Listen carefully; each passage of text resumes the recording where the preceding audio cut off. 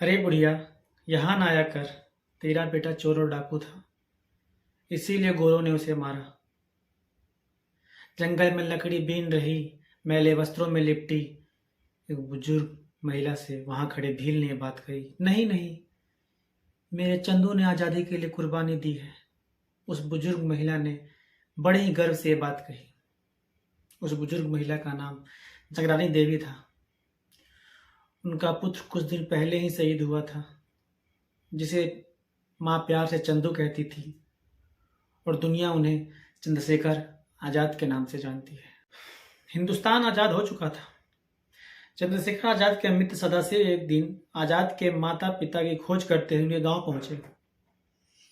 आजादी तो मिल गई थी देश को, लेकिन बहुत कुछ खत्म हो चुका था।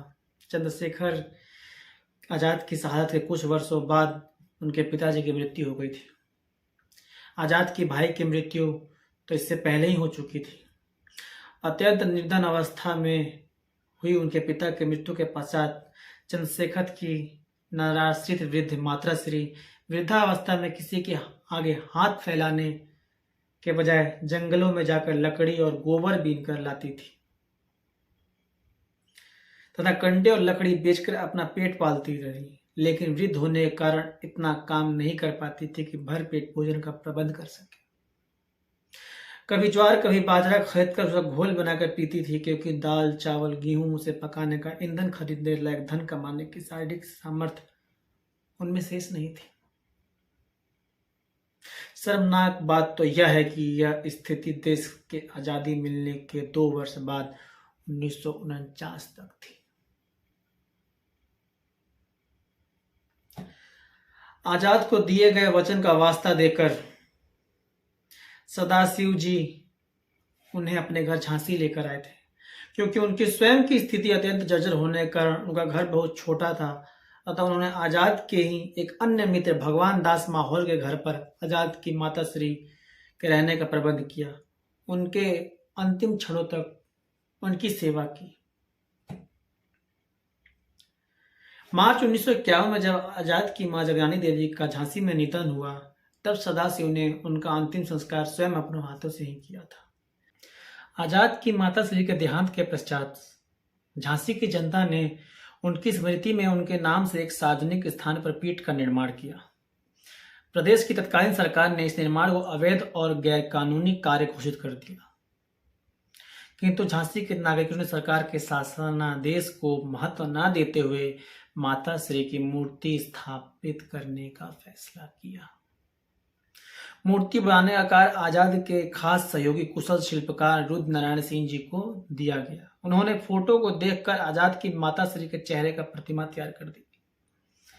जब उत्तर प्रदेश की सरकार को यह बात पता चली कि आजाद की मां की मूर्ति तैयार की जा चुकी है और सदाशिव राव और उपनारायण भगवान दास माहौर समेत कई क्रांतिकारी झांसी की जनता के सहयोग से मूर्ति को स्थापित करने जा रहे हैं, तो उसने अमर बलिदानी चंद्रशेखर की आजाद की माताश्री की मूर्ति को स्थापना को देश समाज और झांसी की कानून व्यवस्था के लिए खतरा घोषित कर उनकी मूर्ति स्थापना के कार्यक्रम को प्रतिबंधित कर पूरे झांसी शहर में कर्फ्यू लगा दिया। चप्पे चप्पे पर पुलिस तैनात कर दी गई ताकि अमर बलिदानी आजाद की माताश्री की मूर्ति की स्थापना न की जा सके। जनता और क्रांतिकारी आजाद की माता की प्रतिमा लगाने के लिए निकल पड़े। अपने आदेश की झांसी की सड़कों पर उड़ती धज्जियों से तिलमिलाई तत्कालीन सरकार ने अपने पुलिस को सदाशिव को गोली मारने का आदेश दे डाला, किंतु आजाद की माताश्री की प्रतिमा को अपने सिर पर रखकर पीठ की तरफ बढ़ रहे सदाशिव को जनता ने चारों तरफ से अपने घेरे में ले लिया। जुलूस पर पुलिस ने लाठीचार्ज कर दिया। सैकड़ों लोग घायल हुए, दर्जनों लोग जीवन भर के लिए अपंग हुए और कुछ लोगों की मौत भी हुई। अंततः आजाद की माताश्री की मूर्ति स्थापित नहीं हो सकी। जिस आजाद ने देश के लिए अपने प्राण न्यौछावर कर दिए थे, आजादी के बाद उनकी माताश्री की 2 से 3 फुट की मूर्ति के लिए उस देश की सरकार ने 5 फुट जमीन भी नहीं दी। यहाँ पर मुझे डॉक्टर हरिओम पवार जी की कही हुई कविता की 4 पंक्तियां याद आती हैं कि शेखर महानायक का नायक भारत, गौरव भारत भूखा है, जिसका भारत की जनता से रिश्ता आज लहू का है, जिसके जीवन के दर्शन ने हिम्मत को परिभाषा दी, जिसके पिस्तल की गोली से इंकलाब को भाषा दी, जिसकी यश गाथा भारत के घर घर में नवचुंबी है, जिसकी बेहद अल्पायु भी कई युगों से लंबी है, जिसके कारण त्यागक अलौकिक माता के आंगन में था, जो इकलौता बेटा होकर आजादी के रण में था, जिसको खूनी मेहंदी से भी देह रचाना आता था, आजादी का योद्धा केवल चना चबेना खाता था। अब तो नेता सड़के पर्वत शहरों को खा जाते हैं, पुल के शिलान्यास के बदले नहरों को खा जाते हैं। जब तक भारत की नदियों में कल कल बहता पानी है, क्रांति के ज्वाल के इतिहासों में चंद्रशेखर की अमर कहानी है। आजादी के कारण जो गोरों से बहुत लड़ी है जी, शेखर की पिस्तौल किसी तीरथ से बहुत बड़ी है जी।